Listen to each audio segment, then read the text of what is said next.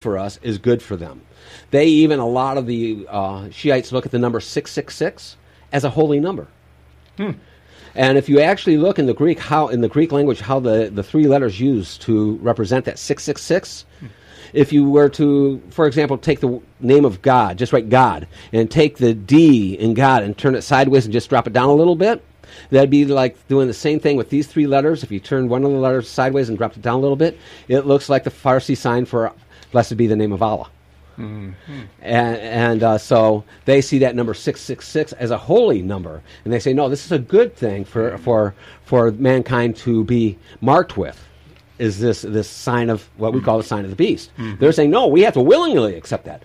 So if you get the idea, their end-time prophecies are pretty much take Book of Revelation, and they want everything that's evil in it to happen, and they say that's good for them. So their purpose of then causing this chaos is to usher in this Las Mahdi. So it behooves them to cause as much chaos in this world as possible. You remember their old president, Ahmadinejad. He and his whole cabinet, some of his cabinet still serving today with the new president, all took an oath to the lost imam to usher him in and to cause as much world chaos as possible. Again, this is not to cause a caliphate as the Sunnis see it. And this is part of the reason the Sunni and the Shiites are constantly butting heads, is because they have different purposes in mind. Does that make sense? Yes. Okay. Makes great sense when you are looking at it from our angle, because people try to make it out as if there is a difference in devout Muslimism or Islamism, and the people that aren't devout are the ones that are doing the terror, when it in fact is the devout that are doing it.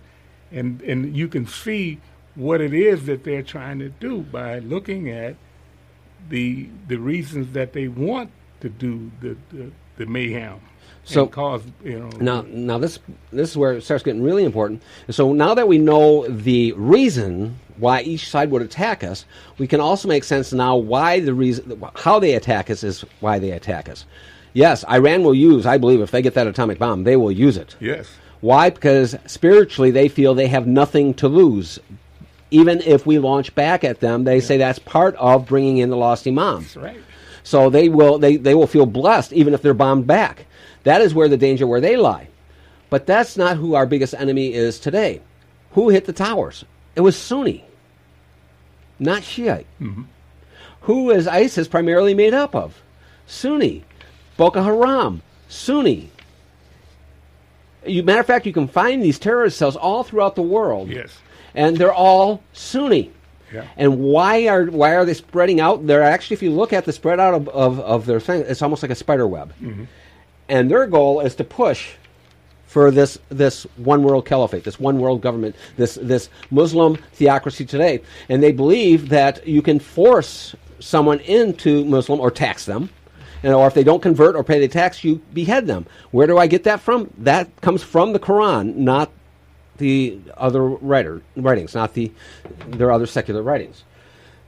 So we have to be very cautious when we look at this, because not all Muslims are the same, and why they would attack us, the end results are the same. We get attacked. Right. But why is very important. The why is very important. But would you, if the people that are not practicing Muslims or Islamists, the people like Hillary Clinton, every time an attack happens, they say this has nothing to do with Islam. You know what? And that brings us into what I'm going to call the third category of Islam. And we needed to go there, and I'm glad you brought that up. And that's what people are referring to as the moderate Islamists. And they'll be the ones, and like I said, I have people that I know that I talk to. I will sit there and pray for their salvation with them. It drives them nuts, but I do it. All right? They don't necessarily agree with the methodology that the extremists use, but if it brings the end result of, if they're Sunni, If it brings the end result to a caliphate, then they'll say praise be Allah. Yeah. If they are Shiite, if it brings in the lost imam, then it's praise be Allah. Even though they may not agree with it, they're saying this is Allah's way of dealing with it. Because even in their own Quran, time and time again, guess who is called the great deceiver?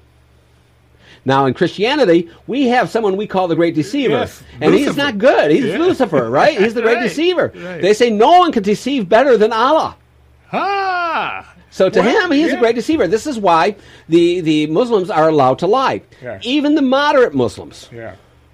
Because in the end, again, they have one or two results they want to see come to pass. Either a caliphate or the end times prophecies fulfilled and the lost imam to come back. They have a thing called taqiyya. This is what allows them to lie. There's a couple different ways that they are allowed to lie to even each other. They're allowed to lie to their spouses. And we as Christians aren't. And our wives don't let us forget that, right? That's right. Right? We're not supposed to lie to anyone. We're not supposed to lie to our spouses. But here, the Muslims believe that you can. The Muslims believe that you can lie to establish Allah's good. For example, in the Quran 16:106, that establishes that there are circumstances that can compel. I'll just give you the chapter and verse of this and what it does, but it gives the circumstances that can compel a Muslim to lie. In 3:28, these verses tells them not to take on friends that aren't believers, but they can deceive them to gather for their better good. You got the 9:3 that says that it's okay, you're free from liability if you lie to infidels. There is no liability. Or if you lie about infidels. You can lie about infidels and you're free from any liability. You can lie to hide your faith. If you feel like, if you're Muslim and you feel like you're under attack, you can lie about your faith. When I see that, I think of a young girl at Columbine High School who was killed because she refused to deny her faith. It's totally opposite of Christianity. We learned that if you deny us, or if you deny him, he'll deny us, right? Yeah. We don't deny our faith, and we don't lie to deny our faith. Matter of fact, we're told to try and pray to have the strength that we can continue to love and honor our God. Whereas they can lie about their faith if it's going to get them ahead or protect themselves. So how can we accept all of these people coming out of Syria? We have a very, very liberal immigration program, and our public officials actually defend the actions of some of the Muslims. But how are we able to make this? One thing we have to understand when they're bringing them in here, because when they're coming in here, they're looking at becoming citizens, or they're coming over here, they actually are expected to make some sort of, let's say, an oath or a treaty with us. We're bringing them in as refugees, right? That they make a commitment to behave, follow the laws while they're over here. Except one problem with that, and it goes in right with this taqiyya that I was talking about, is any oath a Muslim makes to a non-Muslim, is it any good? Is absolutely has no weight. Right. They can break it immediately. Yeah. We have to understand that as they're coming over here, because right now, Hillary Clinton just says the best way to help Detroit is to bring 10,000 Syrian refugees and drop them in Detroit. Yes. They have no commitment to stay law-abiding citizens. But we know that there is a practice that of outbreeding the opposition to put themselves in the majority. Once they put themselves in majority, then it's a different game. We'll finish up here in a bit. We got a hard break coming up here in just a few seconds, and then after that we have a caller we'll take from Ken. He wants to talk about devout Muslims. And I'll tell you, in the end, if they practice Islam at all, they're devout. It's just to what extent, Well, how they view their theology. That's the thing, is how do they view their ideology. How do we get the officials in this country to understand that? And we'll talk about that too, coming up after the break.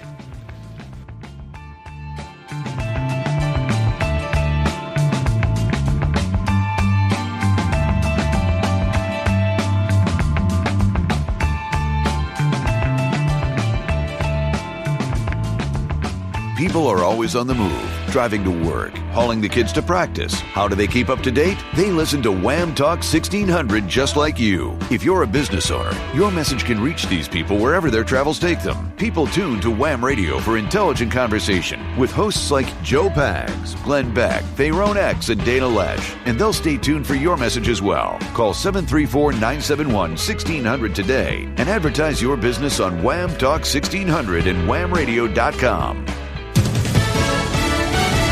Fox News Radio, I'm Lillian Wu. A hunt underway for suspects after a police shooting in New Jersey. Authorities in Atlantic City saying officers were on routine patrol when they confronted 3 males. The officers was getting out of the car. The males opened fire on our officers, striking one. One officer in critical condition after an exchange of gunfire outside an Atlantic City casino. One suspect is dead.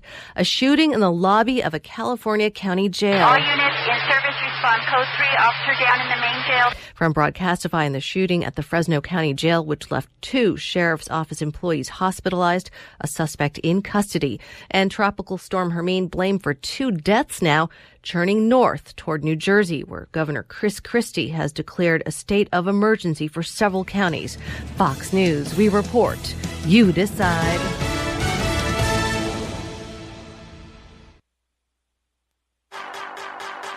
It's time now for Wham Talk 1600's Community Calendar with Brandon Drake. Each year, children are placed into foster homes due to circumstances beyond their control. Their home life has been disrupted and they are in need of a strong, stable place to live until they are able to return home. Caring homes are needed to provide a safe place for these children to live until they can return to their birth families. Homes are needed for children of all ages, especially teenagers. Girlstown Foundation, a nonprofit organization, has served children and families in the Metro Detroit area since 1958. Your help is needed. Interested people can call 734-697-4804 extension 241 or visit girlstownfoundation.org.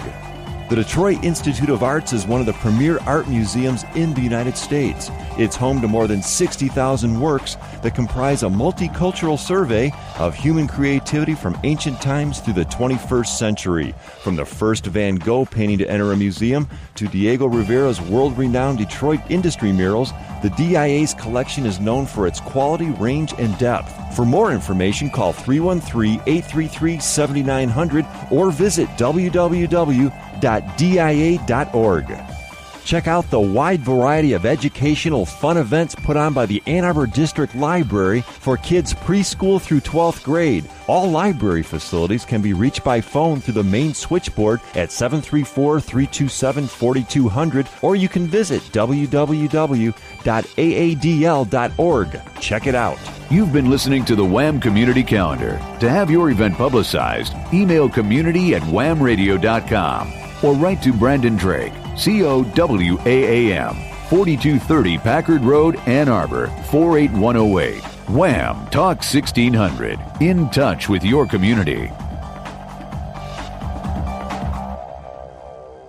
Pictures Plus and the Westgate Shopping Center on West Stadium Boulevard in Ann Arbor will frame it up right. They offer huge discounts on all types of picture framing, dry mounting, and matting, and they do acid-free preservation framing and shadow boxing. Pictures Plus for any framing you need for the home or the office. Call them today, 734-741-1900. That's Pictures Plus and the Westgate Shopping Center on West Stadium Boulevard in Ann Arbor, 734-741-1900, or visit them online, picturesplusonline.com. Many of our troops fought for our country and are struggling from the effects of invisible wounds, such as post-traumatic stress and traumatic brain injuries. Camp Liberty's all-volunteer nonprofit program utilizes inclusive outdoor recreation activities to help these heroes reintegrate back into their family and their community.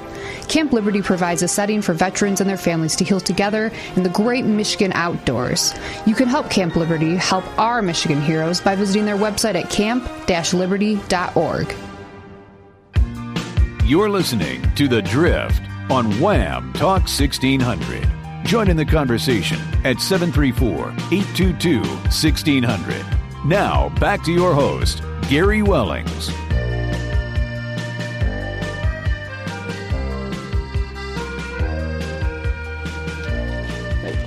This is Pastor Rick, and I'm filling in for Gary Wellings, and I'm going through the Courier, or the Current right now.